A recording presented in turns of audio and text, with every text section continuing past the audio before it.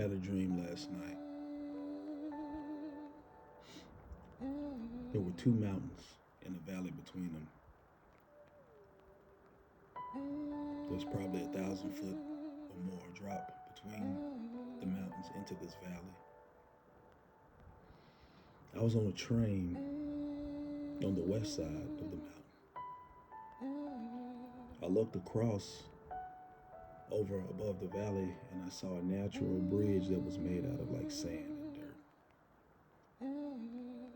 That didn't amaze me. What amazed me was there were people building houses on this bridge. They had a whole like civilization on the bridge. And I said to myself, who in their right mind would build on this narrow bridge? And I woke up and in my quiet time this morning,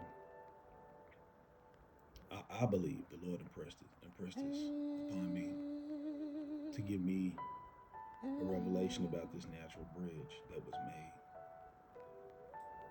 No man made the bridge. And I thought about the narrow road that Jesus talked about. And I thought about the broad road that Jesus talked about. The narrow road is what every believer should be on, which leads to life. The road has a destination, leads to life. Jesus is the author and finisher of our faith. The road was made to travel on, not to build on, not to sit still, not to take up residence. It appeared to me that the people that were building on this road were too impatient to build on the rock. So they just set up shop on the road.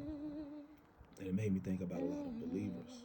A lot of us we've come to Christ, but we're not doing anything. Faith without works is dead. I would be bothered if my life had not changed since I have become a Christian or professed to be a Christian.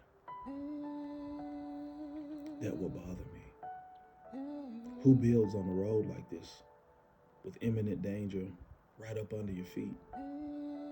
Unless there was something about this mountain that was threatening. And I thought about the children of Israel who left Egypt and were on their way to the promised land. And you know about the Canaanites. We know that story. But there were lands that they did not conquer because of the giants in the land. Those mountains could be a picture of obstacles. But the word of God says to build on the rock. We build our lives. We make our lives all about Christ is what I'm saying. So it just made me think what that dream was in the natural is what I believe people are doing spiritually.